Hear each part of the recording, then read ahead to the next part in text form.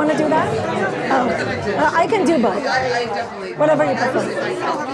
I'll do both.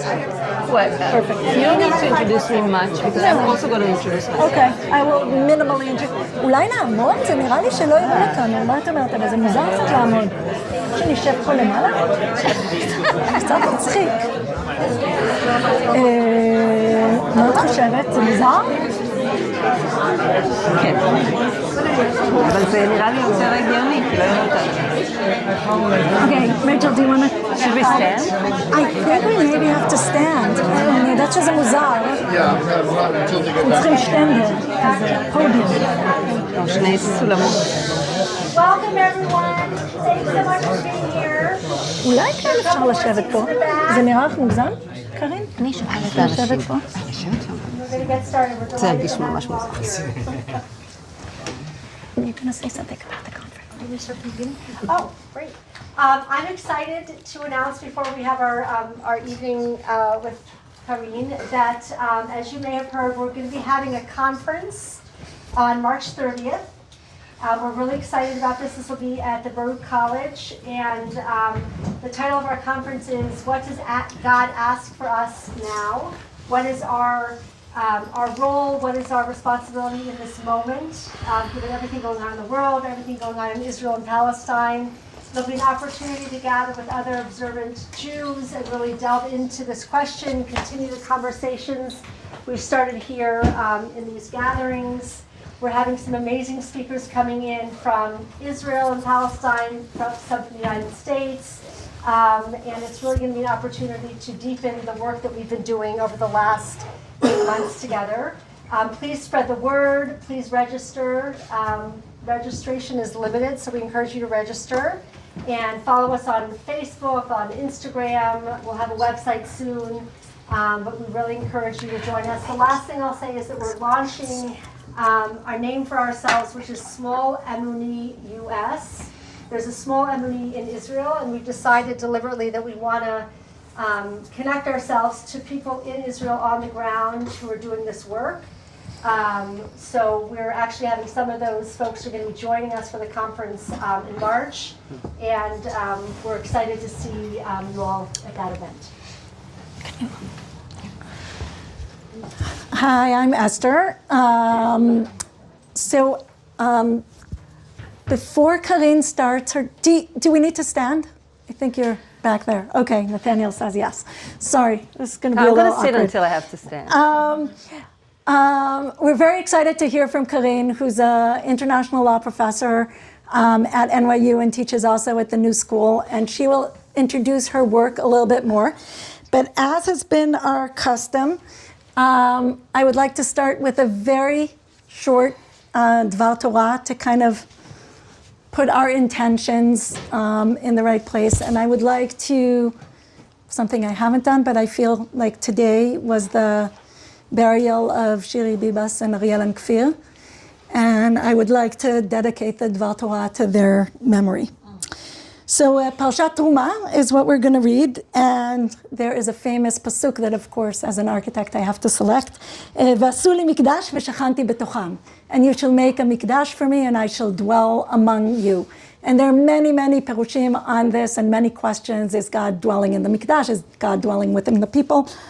Rashi has a very short Pirush on this, V'asu li mikdash, and you shall make a temple, a mikdash for me.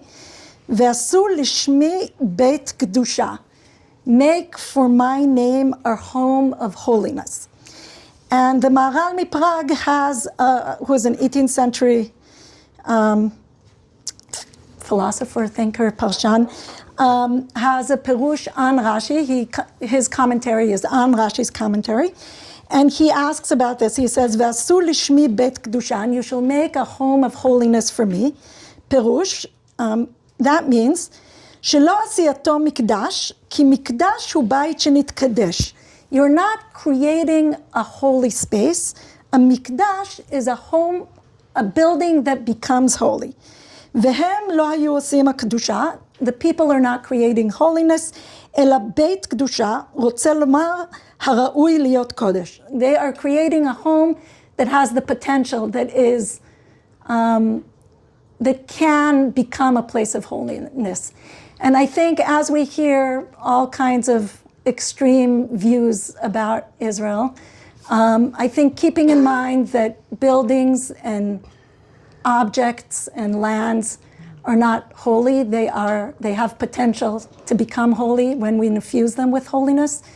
And even Bet HaMikdash itself was not holy unless people infuse it with holiness. Without further ado, Karin. Oh, Esti, that was really meaningful. Thank you so much. So I'll have to stand too, yes, right?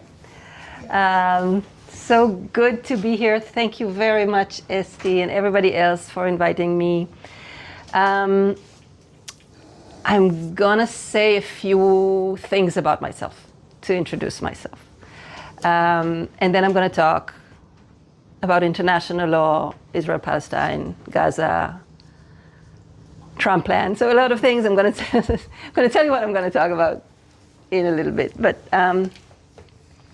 and if you have any questions, so Nathaniel Berman in the back, he's the real professor of international law, and I'm joking.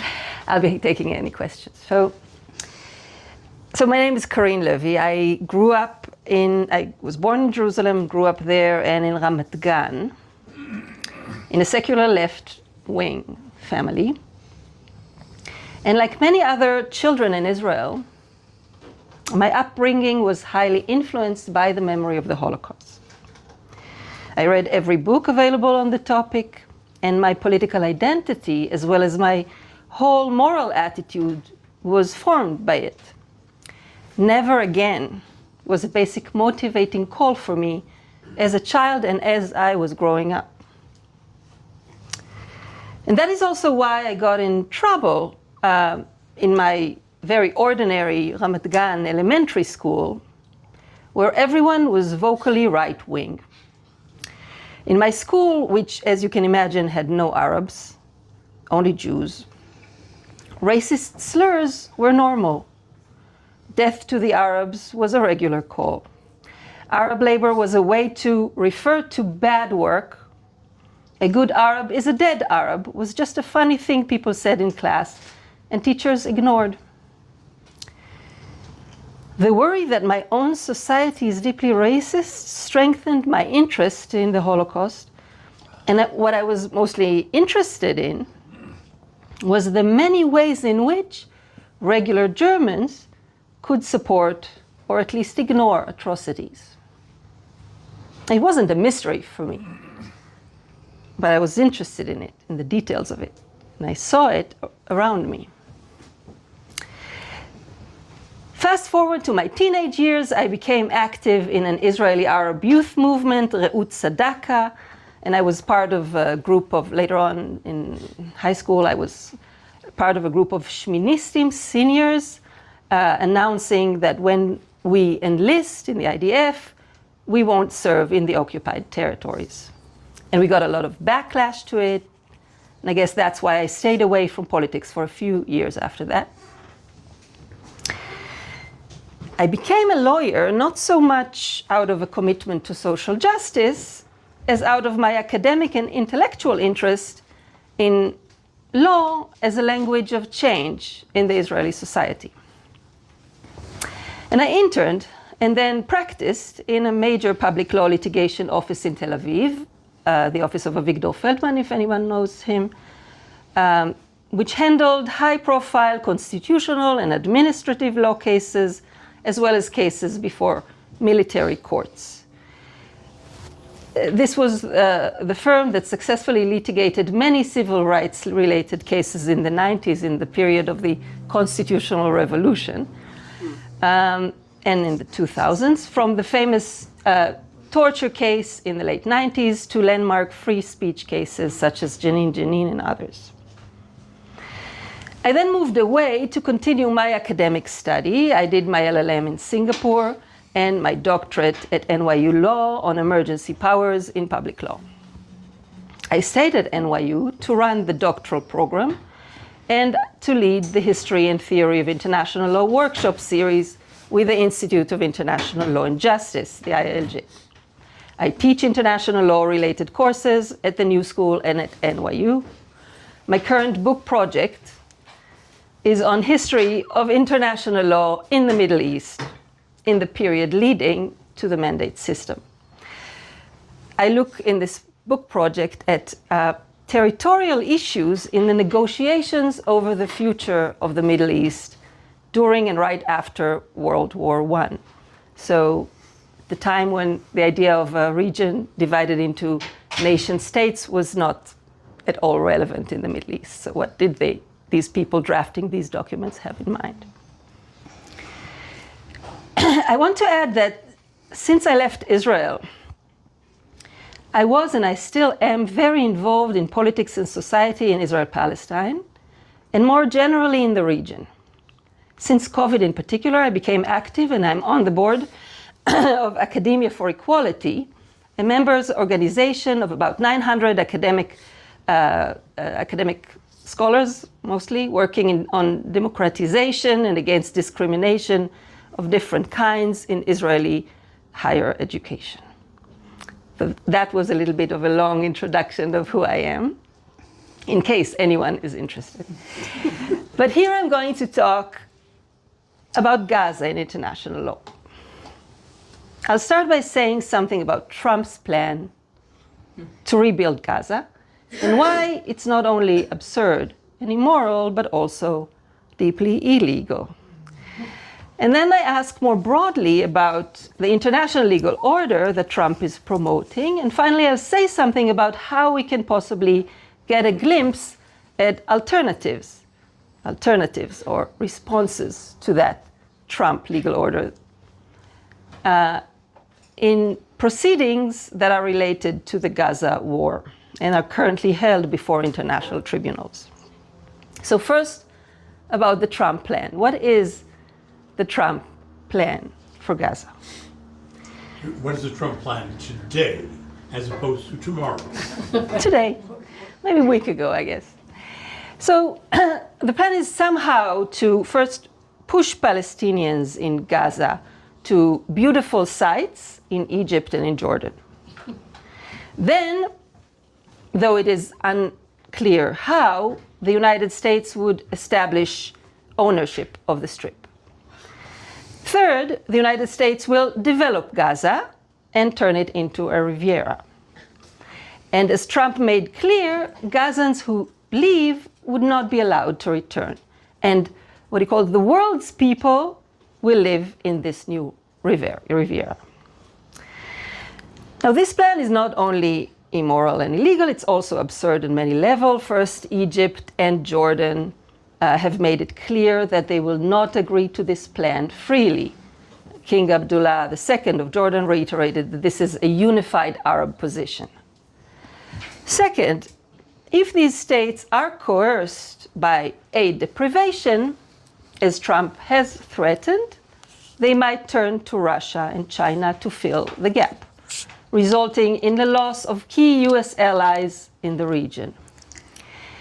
And if they are successfully coerced to cooperate, they will suffer growing instability due to strong local political objection and potential entrenchment of military groups in their territories, leading to even worse security problems in the region, including for Israel and US interests.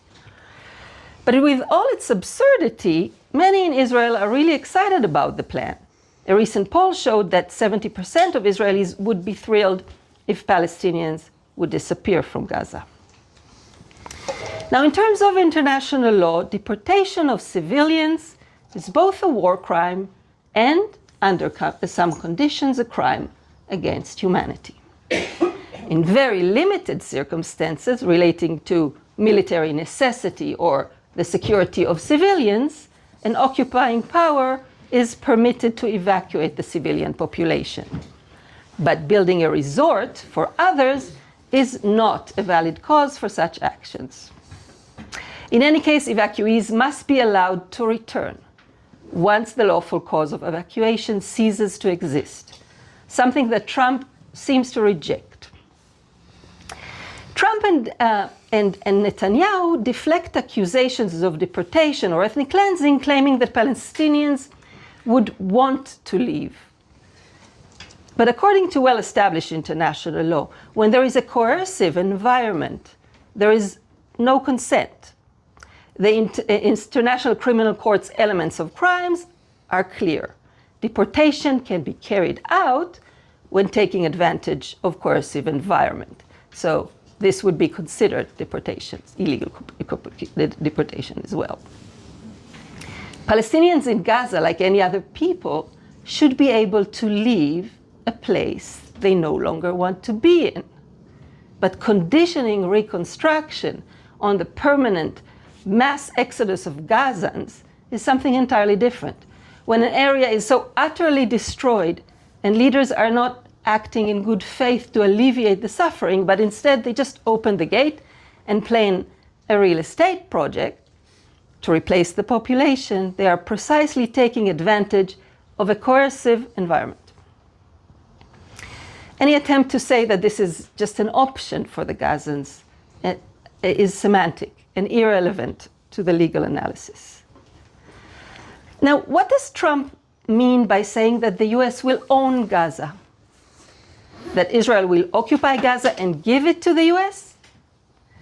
But occupation does not grant title.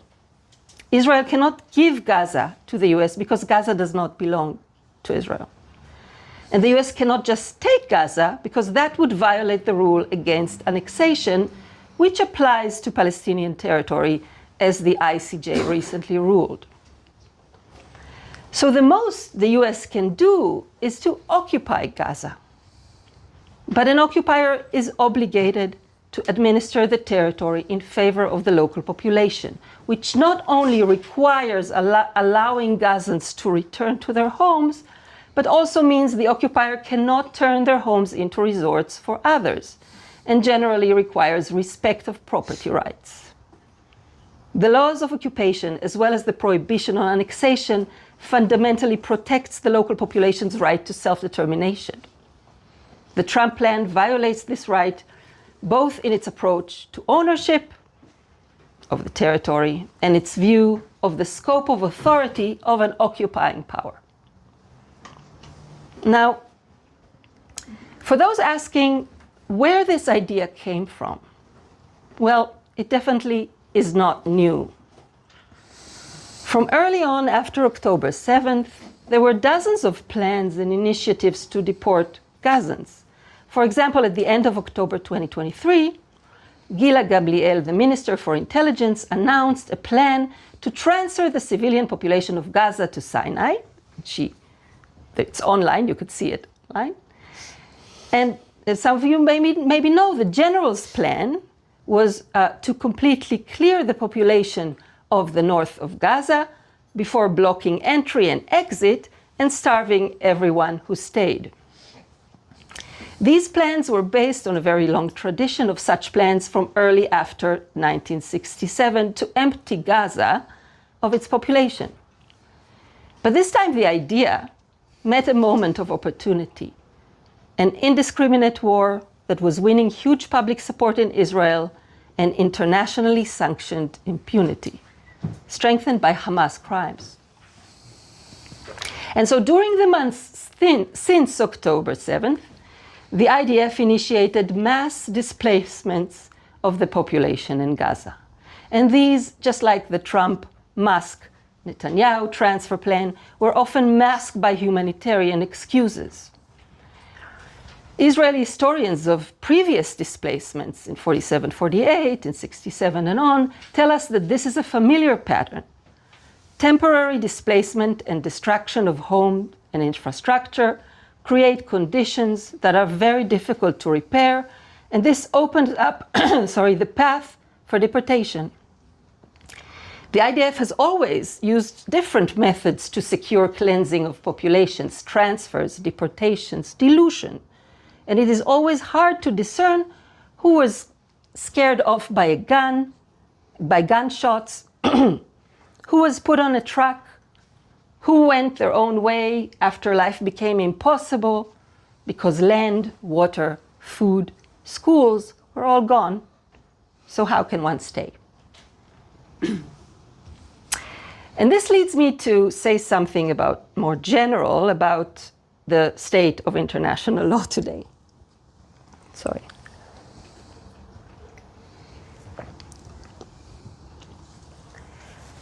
Many people speak about the crisis of the post-World War II legal order. Sometimes they call it the international rules-based order, meaning the global project that was led by the US and by European allies, its European allies, that was based on the rejection of aggression, the institutionalization of the rule of law on the global stage, peaceful international cooperation, and human rights protection.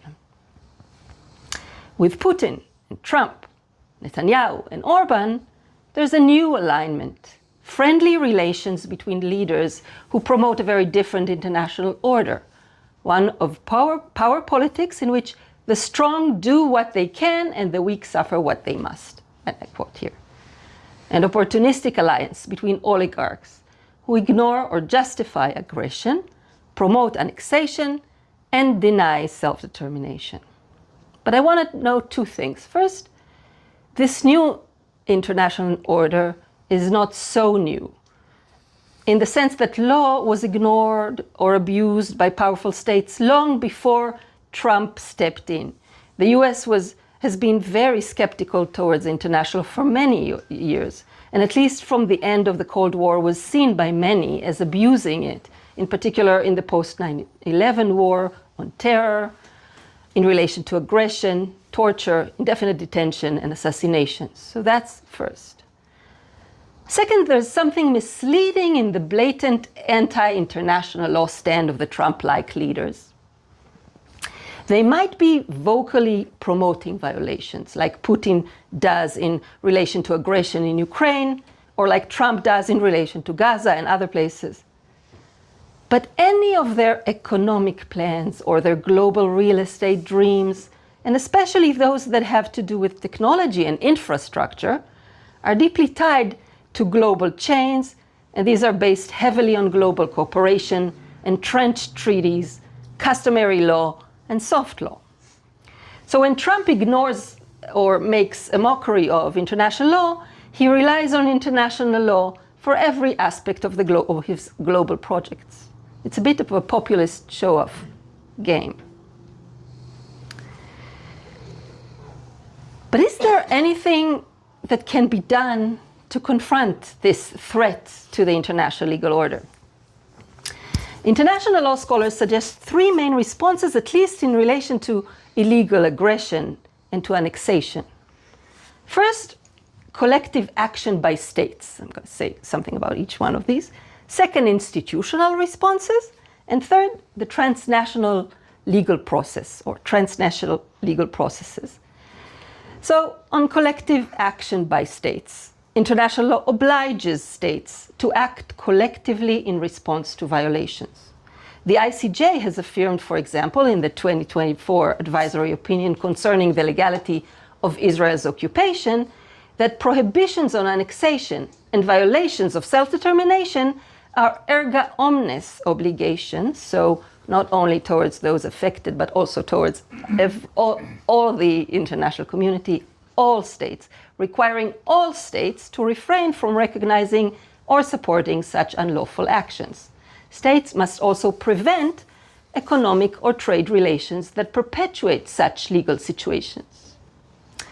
Second, an institutional response. States can also react through international organizations, primarily the UN, especially through the Security Council. In the same 2024 opinion, the ICJ saw the duty of non-recognition of the occupation, of the illegal occupation, as applicable also to international organizations, including the United Nations. And third, transnational legal processes. What are this? These are forms of resistance through legal process, involving judges of domestic and of international courts, bureaucrats, and domestic and international agents in domestic and international agencies, civil society, and private entities. Resistance through transnational legal processes require the participation of various actors within democracies that remain resilient against populism and are strong enough to withstand pressure from such superpowers. Now, if one pays attention to the recent cases before the ICJ and the ICC and in other forms of legal activism in relation to Israeli occupation and the Gaza war, one can clearly see all of these legal strategies being applied. States are pursuing legal action individually, such as South Africa. It's South Africa's case against Israel before the ICJ, and collectively, such as in the UN General Assembly, referral to the ICJ of the question of the legality of the occupation. UN agencies are actively investigating violations. The UN Human Rights Office, OHCR, just this week condemned military operations during the ceasefire. UN Secretary General on Thursday condemned the Hamas parading of coffins and their treatment of hostages as abhorrent. The ICC conducts criminal investigations and issues arrest warrants against Hamas and Israeli leaders. And there's lots of activity in the transnational legal processes. Domestic courts are asked to hear universal jurisdiction cases against war crime suspects. At least 100 cases in 14 different domestic jurisdictions have been started. And the ICJ has issued preliminary measures to protect rights of Palestinians according to the Genocide Convention and is about to start to hear evidence in the main case in the South Africa versus Israel case. Finally, Palestinian organizations, and all these that I said now are all, I would say, they're part of legal processes, but they're also within international organizations. Finally, Palestinian organizations, activists, and lawyers have been engaged since at least 2005 in efforts to mobilize the global civil society to boycott and divest from Israeli projects. All that as direct response to failure of states to address Israel's illegal occupation. The war in Gaza saw growing support by various publics, especially in the global south, to such initiatives and growing popular movements to boycott. These actors, lawyers, NGOs, activists of global civil society, are standing in the name of solidarity with the oppressed, the occupied, the victims of bombing and of subjugation. And while we do not think about these movements as part of a legal process, they are at least motivated by a strong sense of illegality on the international stage. They stand for legal norms. They call out against double standards in the international sphere. And sometimes they sound quite punitive, don't they? But they're showing all of us what it means to stand for legality in the international sphere, to resist abuse, oppression, distortion, and to protect victims. So if we started with Trump's illegality, I think we're ending with something which is a request something that I ask all of us to pay attention to.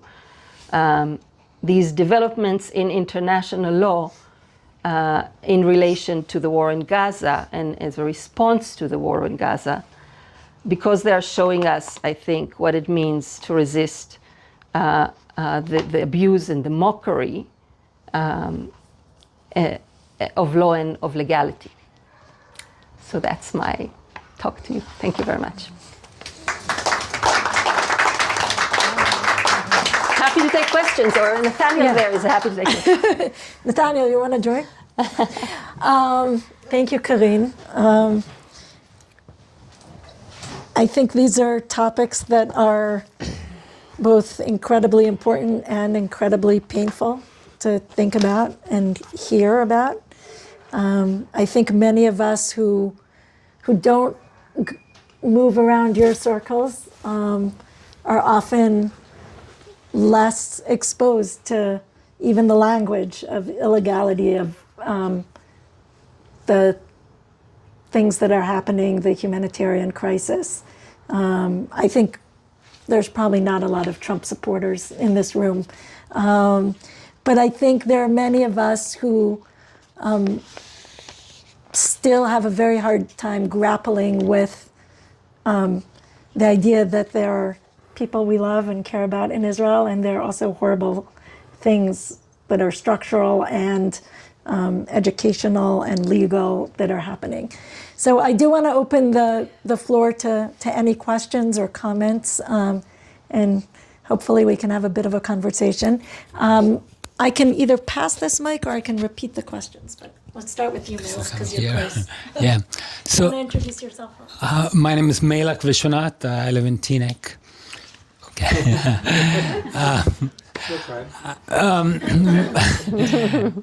My question is about the comparison between what's happening here, a large power trying to take over a piece of land, and something that I think arguably is parallel, that's the Balfour Declaration. When I first read about it, I said, I mean, how can somebody who's somewhere out there say, I'm going to take this land and give it to somebody else? What right do you have? Then reading a little bit more about it, I see was some kind of veneer of legality, but it still seems in many ways parallel. So could you comment a little about that? Yeah, thank you so much. That is also Karin's area of expertise. Yeah, well, in this book project that is going on and on, I'm trying to look at exactly those documents, those instruments that we still look back to. Can you give just a little background? Yeah. Okay, so talk about this move from World War I to post-World War I.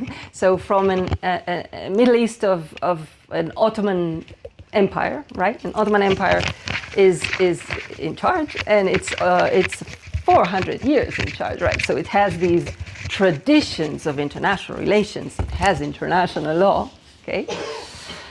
And it's not a very centralized empire. So there are administrative areas of different kinds, but you can move from one place to another rather freely, okay? And so the instruments that I'm looking at, McMahon-Hussein correspondence, the Balfour Declaration, the Sykes-Picot Agreement, the Balfour Declaration, the Article 22 of the Covenant of the League of Nations, the Mandate System Agreements, the Lausanne Conference, all of these instruments are agreements being made in the context of figuring out what's going to happen, or the empires from outside those Western empires are coming in. They already were involved in the area before. They already had projects of trade projects and infrastructural projects in this area before that were governed by Ottoman and international law more than anything else. But now they're not going to have the Ottoman Empire. What's going to take place? And how are they going to maintain their interests and even, strengthen their position in the area when the Ottoman Empire is not there anymore? So one of the instruments is the Balfour Declaration, and that's. Do I need to explain what it is? It's basically a very short, maybe 2 sentences, announced by Lord Balfour and by the British government, saying to the Zionists that the British Empire is going to protect and support the establishment of a Jewish national home in Palestine, and also mentioning that there are other communities there that will have political rights, I think, or cultural rights, something like that. Okay, so this is a major document. We go back to it all the time. What is the legal basis for something like that? Well, according to my research with which is the historical research of the drafting process of the negotiations between the Zionists and the British, what you can see is the framework that they're talking about is not completely new. It's based on these mechanisms that already existed in the imperial experience of international law, of such as of protectorates. So different forms of territorial entities that have protection. They're not exactly states. They're not states.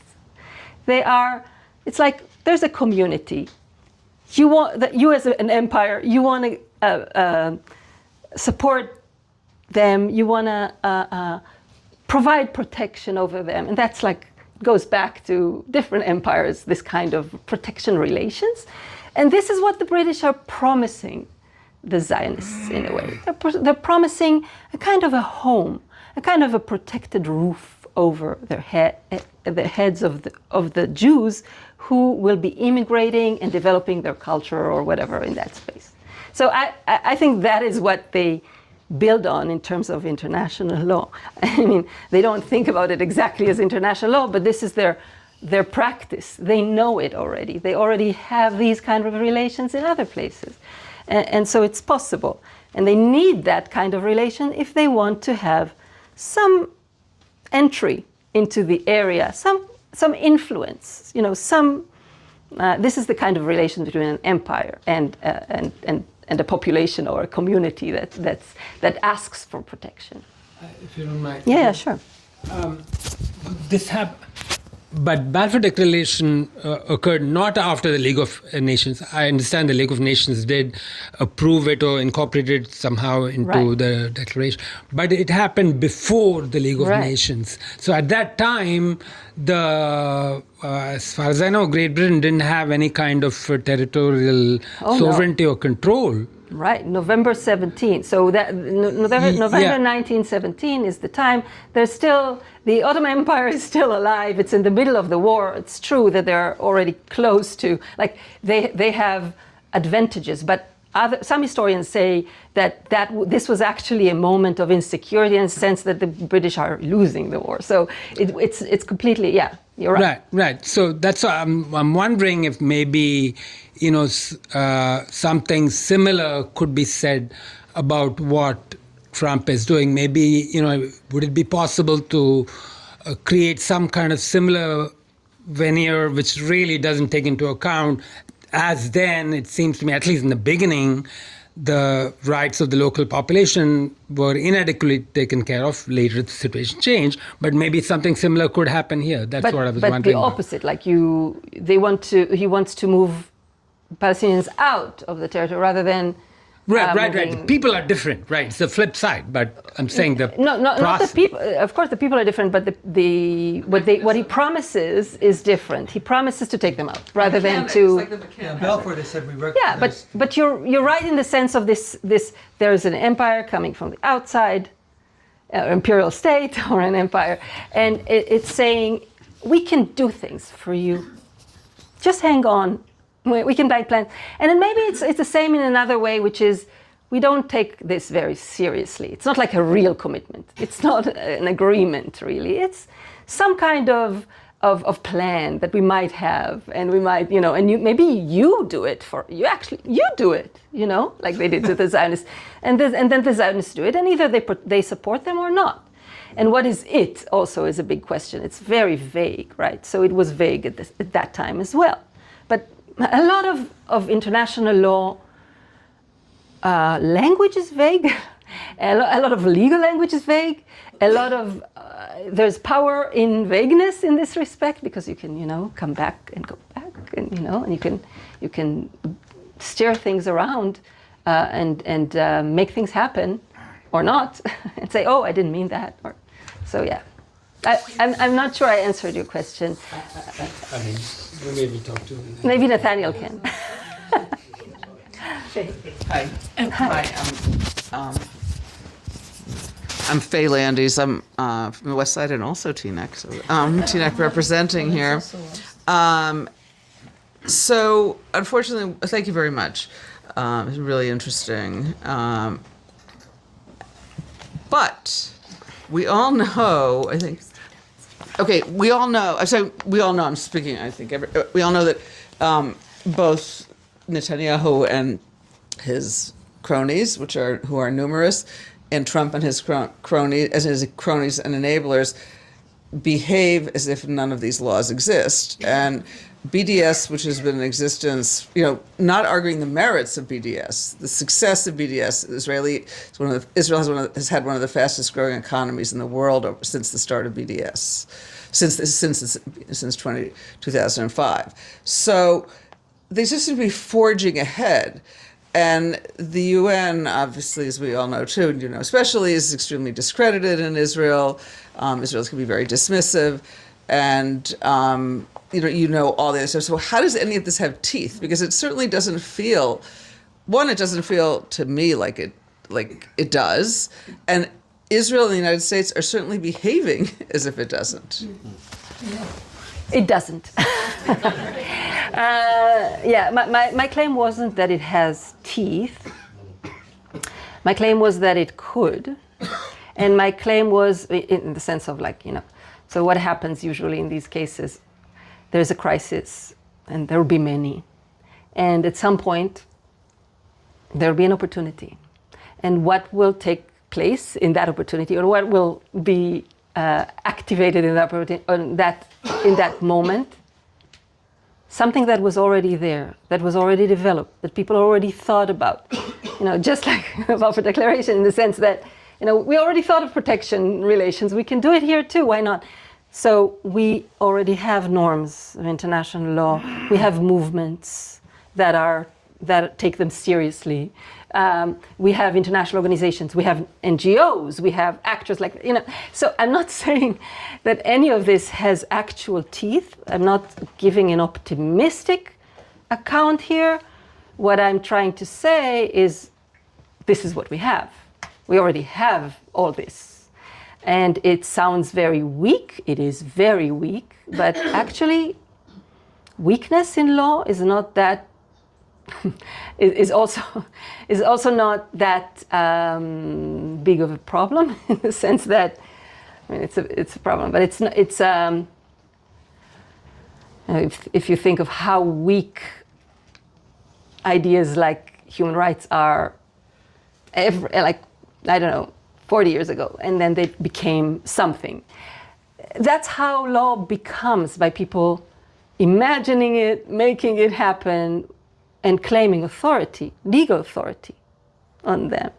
So I'm not answering again. I'm not really answering, but I'm answering. No, there's no teeth. Teeth is not the issue here. It never was. The issue is, first of all, to understand what we have, and to understand what is happening, to understand better what is happening, and to imagine what can happen beyond our limited, realistic kind of requirement that everything will be actually working according to plans. Things don't work according to plans. So yeah. So are you saying that ultimately everything's negotiable? I think the question was, is ultimately everything negotiable? I don't know about the word negotiable. There's a lot of negotiations going on. I think there's no certainty, if that's what you mean. It's a work. It's about legal work, and not only legal things that don't look like legal work. They are activist work, but it's that kind of work, and it's very hard. Of course, there's no certainty. The certainty is that it's going to be bad and become even worse. We can kind of be certain of that, but we are all depressed, right? So I just see this as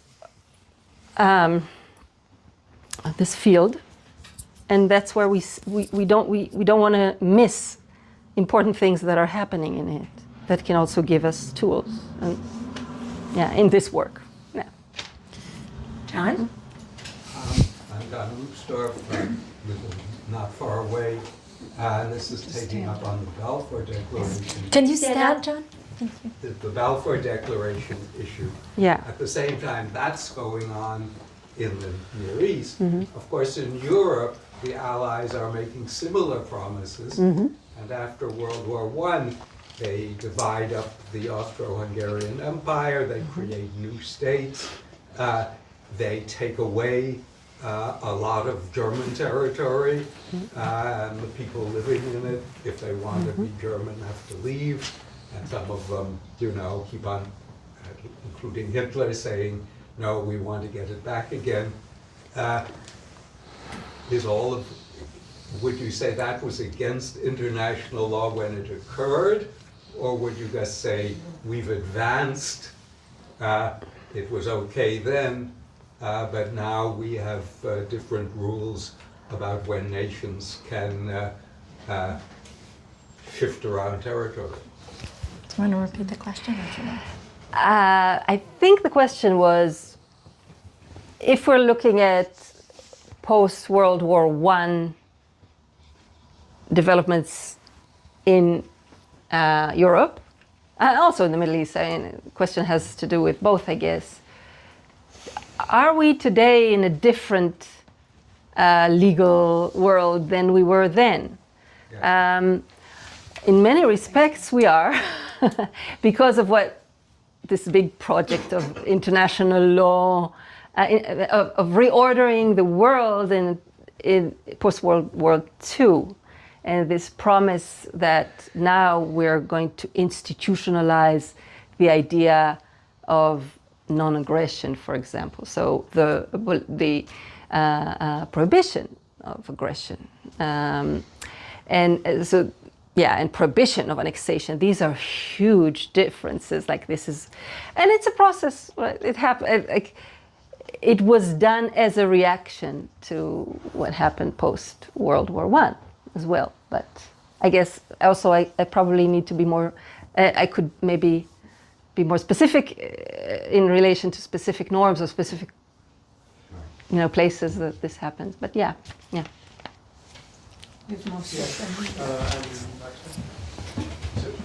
I understand, and obviously it's crazy what Trump proposed, but who does have the right to propose? Sorry? Who does have the right to propose a future for Gaza? If it goes back to Ottoman law, Israel tried to leave, right, 2005 in there. There's a government which is standing in its place, which is geared towards destroying Israel. Who has the right to remake, like from an international legal perspective, to kind of remake the situation? Yeah. So I guess the question was, so if, probably Trump plan is crazy and also illegal, but who does have the right to decide what will be the shape of that territory, what will be the process of restoration, what kind of government would be taking place in that space?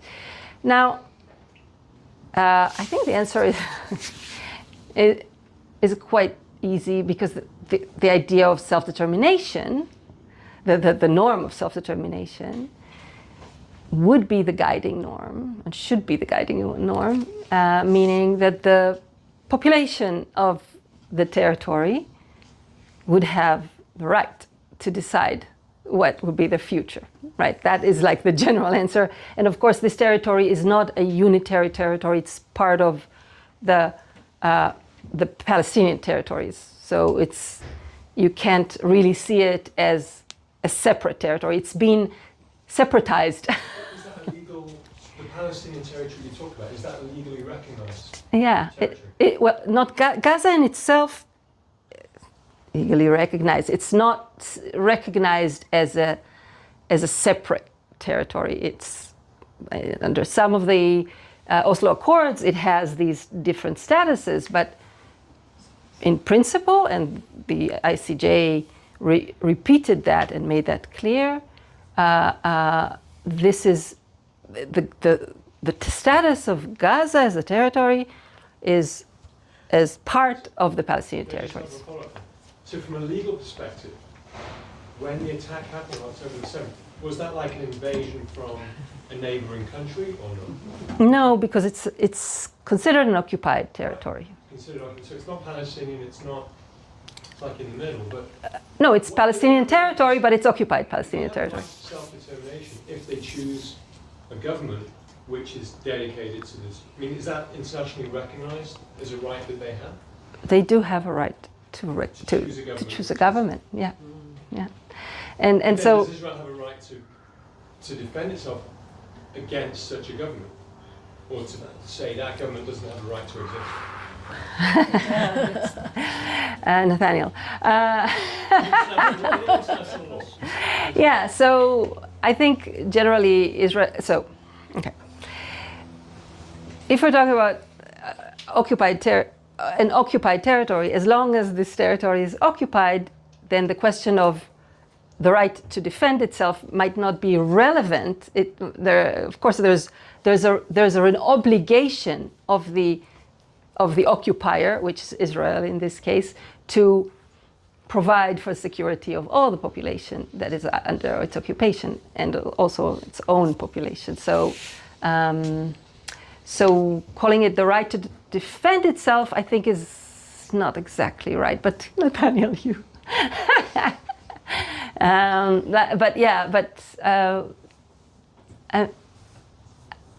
If you mean, do they have a right to go to war against an occupied territory? I would say no. No. They could exert security for all the population there by police measures of some kind, like occupation measures that are under police kind of power, but of an occupier, so not Israeli police, but some kind of military police, that military activities that would be, so they do have the right to do that, of course, but with all the obligations that occupiers have, unfortunately. I mean, fortunately they have the obligations, but unfortunately, because it's a really crazy thing to imagine, what would that look like? And a real occupation by Israel, like going back, occupying, that Israel will be taking on the obligations that it has as an occupier, meaning administering all the life, everything, education and security and infrastructure and everything, right? After it destroyed everything. So, yeah. Hi, my name is Gustavo Bruckner. I have a question for you about Egypt. What role, responsibility, or obligations does Egypt, which has a border also with Gaza, what obligations under international law do they have to the population? So Egypt. Repeat the question again. The question was, what is the role and what is the obligation of Egypt? Egypt was an occupying power in Gaza. Egypt, the territory belonged to Egypt. Gaza territory belonged to Egypt in the 47-48 truce. Okay, and it related to it as an occupied territory because it recognized Palestinian self-determination in that area. So that would be sovereignty of Palestinian sovereignty eventually, but it was holding onto it at that time. It wasn't a very gentle occupier, you might say. And then it was occupied for a short time during the 56 war, and then it was occupied again by Israel in 67 war. So since 67, Egypt doesn't have a formal status at all in this territory, but it's bordering Gaza. So there's a lot of interests that are relevant to Egypt. Egypt is putting itself, as far as I understand now, at the center of an Arab proposal or an Arab plan that is like presented as a response to the Trump plan. So it's saying we're going to take responsibility for this restoration with the money that is coming from other places, from other Arab countries. But it doesn't have. So that would mean that it may be taking on an occupier position, right? That might be that if Egypt is actually there, restoring the strip for whatever reason or whatever, it would be an occupier. Now another option would be that it would be a kind of international administration of the territory, and we had that in many other places. So, but it would be a regional international administration. So we had that in Kosovo. We had that in. There are a lot of examples of international territorial management of territories that were not very successful. So it's not like I'm promoting any of that, but that's a structure that is quite known in international law history. Was there any obligation to allow the population of Gaza to leave, to pass through Egypt while these wars happened? Obligation to open. To the civilians. I think there was a humanitarian obligation to allow. Humanitarian. Yeah. David Fishman. One observation and two questions. The observation is the obvious that since the late 40s we have international Geneva Conventions, first, second, and third conventions, which which deal with such things as non-aggression, which of course is now up for question with Russia invading Ukraine, and war crimes and crimes against humanity. These did not exist in 1917 or 1920, in the time of the creation of the Middle East post World War I. So yes, things are different. Two questions. One, even among the, I'll call them liberal right-wing groups in Israel, there is, I believe, a common denominator, it extends to the further right as well, of the concept which in traditional language is kofin oto ad shiomar rotze ani. You basically put pressure on people until they decide to go the way that you want them to go. In this case, you put pressure on the Palestinian population in the occupied territories until they all agree to leave. This is something which has been present since '67 in certain right-wing communities, and has grown in population and grown in acceptance in the right wing, and has been documented in the very telling New York Times series article by in the New York Times magazine section in February of a year ago, about the impact of the settler movement on Israeli politics in the West Bank itself. Certainly is true is being expressed now in the Gaza area. So my question is, what is your response on a legal and international law basis to that type of approach? The second question is different. Yeah.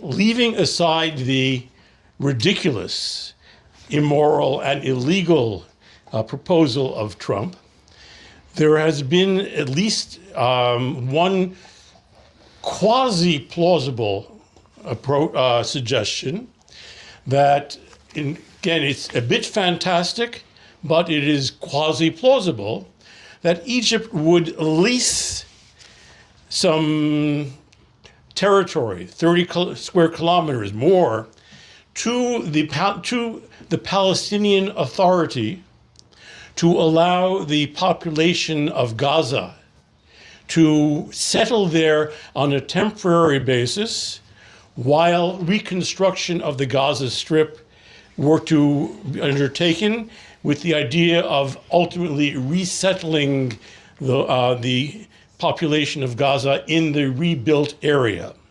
My question is what is the legal attitude towards that type of proposal? Thanks so much. That's a great question. So the first thing, I think when I talked about the Trump plan and I talked about like what coercion means, creating an environment of coercion, meaning creating a situation in which you can't live and then you have to leave, is understood as deportation. Okay, is interpreted as a deportation, and that's true in the West Bank, because these are all norms within the Geneva Conventions and also in customary international law, in international humanitarian law. So these are norms that apply generally. Deportation includes creating a coercive environment which basically doesn't allow a choice. So that's my answer about the If it happens very gradually? Especially when it happens gradually. No, so if you look at the decision of the ICJ recently, it exactly talked about these kind of environments. So it wasn't within IHL, so it wasn't within international humanitarian law, but it had to do with the legality of the occupation. And so what was seen as ongoing oppression of this kind was seen as reason to not recognize the legality of the occupation as a whole. So the fact that things take time, that oppression is ongoing and coercion is ongoing, makes the illegality even deeper. Okay, so I would say that would be the way the court would interpret it today. So that's the first thing. The second thing about the possibility of leasing, there's so many ideas. I mean, there's many ideas going around. And in Israel, it was actually a kind of sport during the war to think about the day after. Remember, there were like so many groups coming together and coming out with a plan for that or for this. And anything that would be based on an agreement of the Palestinian authority. The question is whether the Palestinian Authority has the authority over Gaza. It probably does. So whether Palestinian Authority can negotiate treaties with Egypt, for example, to lease the land. It's possible. It's definitely a thing that is possible. It would still have to stand in basic norms of international law. Human rights law would apply, right? And international humanitarian law would apply. So these things would have to be considered, including what kind of life would be for those people and what would be the terms of their moving out and moving back in. So these things would have to be crafted based on these norms, whatever they are. So whatever plan is taking place. There's no legal objection to that type of negotiation between the Palestinian entity and Egypt, for example. If there's a Palestinian entity that can negotiate it and it's considered the authoritative government or something like that, it would be able to negotiate that thing. I think. What do you think, Nathaniel? He will tell me later. He will tell you later. Okay. That's what I think. I think it's possible. Larry, did you have a question? I think so. Wasn't the question I started out with. I was just, as I've thought about international law over the years, not just as a layperson, I saw that it often doesn't have the ability to impose its will on the world, on situations, but what it does often have, or has often had, is the ability to confer legitimacy or deny legitimacy to existing situations. For years, the Baltic states were seen as such an irrevocable act of possession by the Soviet Union. But as long as the United States withheld recognition of the so-called captive countries, the Baltic states, they existed in the realm of the mind, of the international legal mind, even if it seemed like they could never exist in reality. And now we have reality. But that was so much because the United States denied that legitimacy under the guise of international law. My question is, what does it mean for international law in a world where the United States has now left that field? Okay, so thank you so much. Yeah, well, I think one basic principle of international law is that it's a horizontal legal system, right? So it's there's no power. I mean, in principle, there's no. It's anarchical.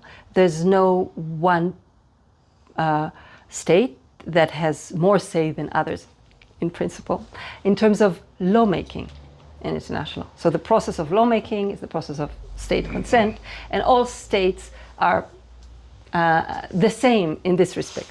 There's a lot of problems with that principle in reality, of course, but in terms of going back to the principles, these are the principles.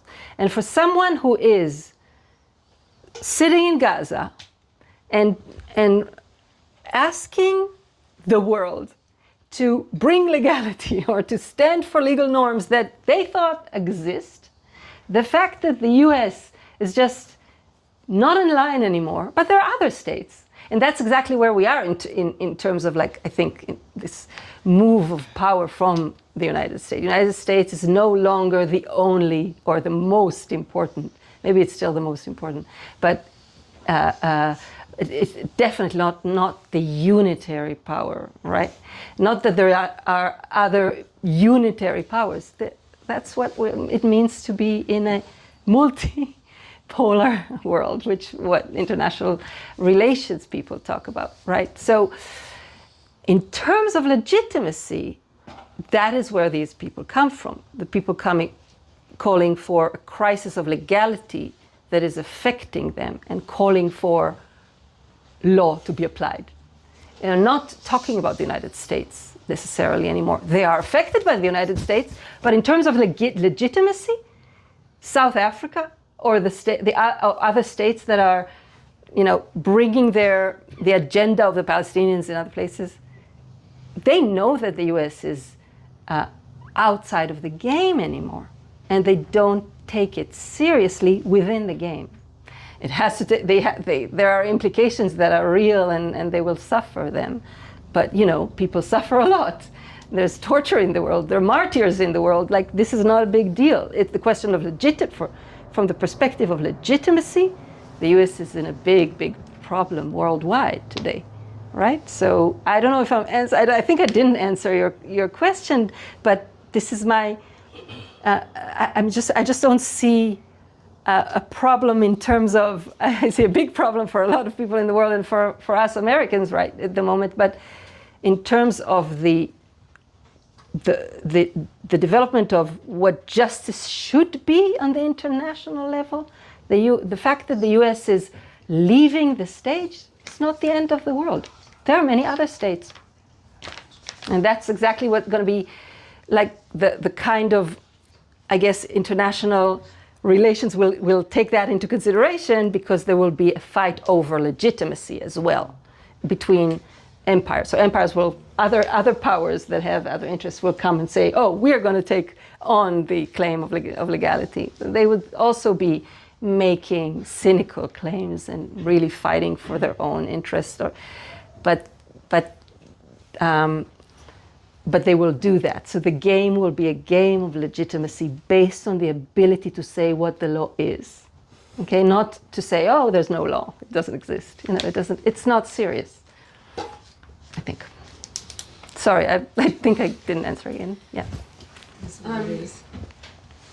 Lily, can you stand? I can stand. I'm not sure where my question is, but something about this reminds me of what happened when Nasser nationalized the Suez Canal in '56.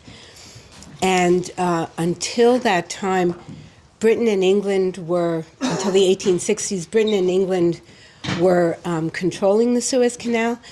So they brokered a deal clandestinely with Israel to invade the Suez Canal in the middle of the night, quietly. Nobody would know. The U.S. didn't even know.